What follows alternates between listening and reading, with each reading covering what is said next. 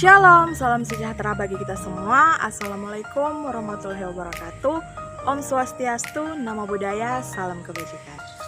Balik lagi dengan Brenda di channel ini. Jadi kalau mungkin ada teman-teman yang udah nonton video sebelumnya, di video tersebut Brenda menjelaskan tentang apa aja sih yang dipelajarin di MMUKI Manajemen Keuangan dari minggu pertama sampai minggu ke-7. Nah, di video ini Brenda akan melanjutkan dimulai dari awal semester sampai ke akhir semester. Untuk materi penjelasannya akan dirangkum dalam sebuah mind mapping. Ada beberapa bagian dalam financial management yang akan dibahas dalam video ini. Yang pertama, intro to financial management. Yang kedua, time value of money. Kemudian ada capital budgeting, financial report, ratio analysis, analysis security, portfolio investment, working capital management, corporate financing, fraud risk management, dan corporate restructuring. Intro to financial management. Pada minggu pertama ini kita belajar kurang lebih 5 hal. Yang pertama tentang project, jadi apa aja sih yang harus dikerjakan selama 1 semester ini. Langsung dijelaskan tugas-tugasnya, baik tugas kelompok dan tugas individu. Di dalamnya ada investment simulation, event analysis, dan research article. Kemudian tentang tujuan perusahaan, jadi bagaimana kita memaksimalkan profit dan juga memaksimalkan kekayaan dari pemegang saham. Bagian dari maximize profit yang harus diperhatikan adalah soal timing of profit dan richness of profit. Kemudian untuk memaksimalkan kekayaan dari pemegang saham yang harus diperhatikan adalah maximize stock price dan efficient market. Bagian yang ketiga dijelaskan tentang goal of financial management atau tujuan dari manajemen keuangan. Di dalamnya ada 4 bagian, yaitu basic objective, operational objective, social objective, dan research objective. Bagian yang keempat kita membahas tentang principal agent problem. Kemudian di bagian yang kelima membahas tentang the good corporate governance. Ada 5 pilar di dalamnya, yaitu transparency, accountability, responsibility, independency, dan fairness. Di minggu berikutnya kita belajar yang namanya time value of money. Bagian yang pertama membahas tentang 9 aplikasi time value of money. Ada mortgage KPR and car loan payments, life insurance, personal financial planning, time deposit, contact value, damage in court cases, investment values, capital budgeting, dan company values. Pada bagian yang kedua, kita membahas tentang compound value, jadi bagaimana memberikan nilai. Ada future value atau nilai di masa depan dan present value, nilai di masa kini. Bagian yang ketiga, kita membahas tentang double your money, jadi sebenarnya bagaimana kita bisa melipat gandakan uang yang kita investasikan dengan rumus the rule of 72. Di minggu selanjutnya kita membahas tentang capital budgeting. Dalam capital budgeting kita membahas konsep dan metodenya. Dan untuk metodenya sendiri ada 4 metode. Yang pertama payback period, net present value, profitability index, dan internal rate of return. Di minggu berikutnya kita membahas tentang financial report. Bagian yang pertama dijelaskan tentang purpose of financial statement. Jadi sebenarnya apa sih tujuan dari laporan keuangan itu sendiri? Nah, tujuannya adalah untuk memberikan informasi dan juga pertanggungjawaban kepada pemilik saham atau pemegang saham itu sendiri. Tujuannya adalah untuk provide information dan accountability. Bagian selanjutnya kita membahas tentang balance sheet atau neraca. Di dalamnya ada laporan aset, liability, dan owner equity. Pada bagian berikutnya kita membahas tentang income statement atau laporan laba rugi.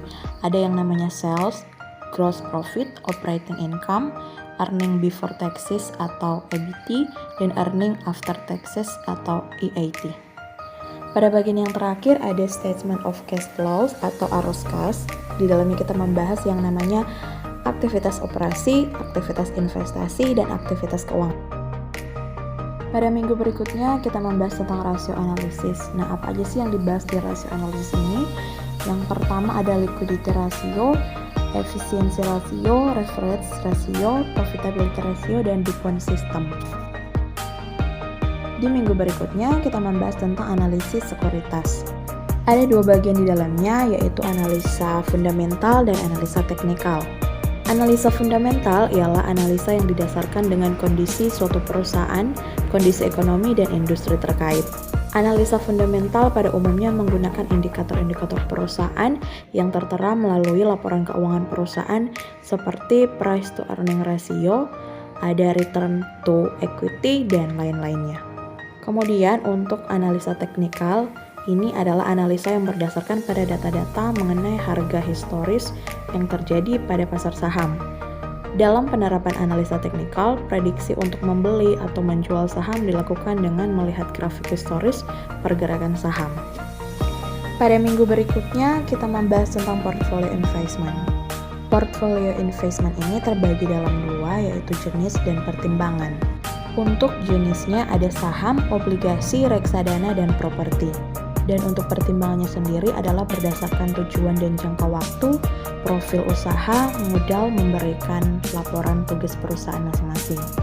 Saham yang disarankan tentunya yang terdaftar dalam register 45. Dan untuk tugas riset artikel dari Brenda sendiri, Brenda memilih saham Hill atau saham dari PT Medicaloka Hermina atau Rumah Sakit Hermina.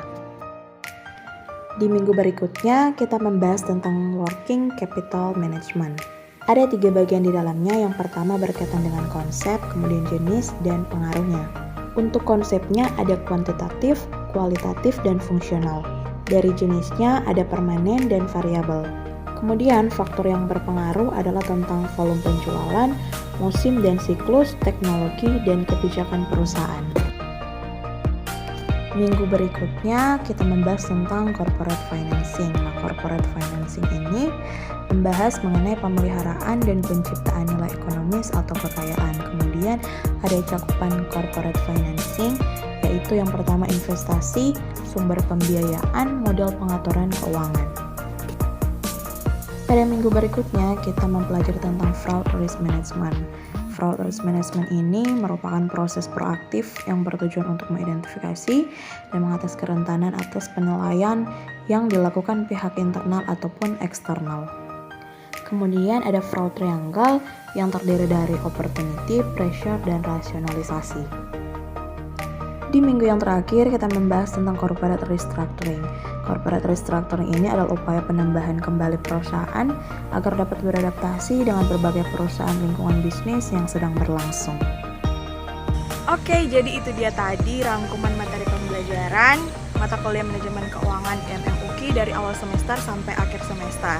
Di akhir video ini saya juga mau menyampaikan banyak terima kasih kepada dosen pengampu mata kuliah manajemen keuangan, Prof. Roy dan Ibu Ganda yang sudah selalu setia membantu kami dalam pembelajaran di manajemen keuangan. Terima kasih juga buat teman-teman yang sudah setia nonton video ini dari video yang sebelumnya sampai yang sekarang. Jangan lupa untuk like, komen, dan subscribe. Terima kasih semuanya, Tuhan Yesus memberkati.